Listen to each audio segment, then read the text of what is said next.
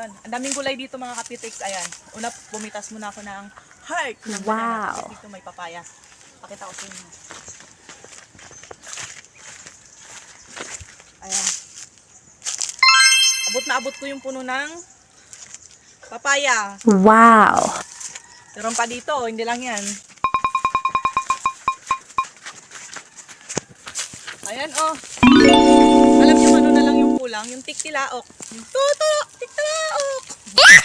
Manok na lang ang kulang. Meron na rin ditong malunggay. Siyempre, halos dito.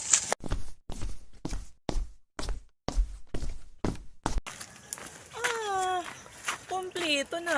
Wala ka nang poproblemahin. Pati malunggay nandito na. Oh. Oh. Itas na lang ng malunggay.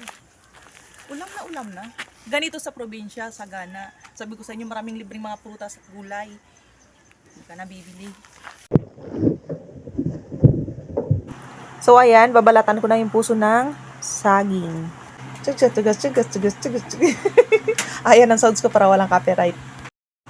Babawasan pa natin dito sa dulo, pero yung nandito niya, malambot na. Sayang naman kung babalatan ko siya lahat tapos walang matitira. Sayang naman. Hahaluan ko siya ng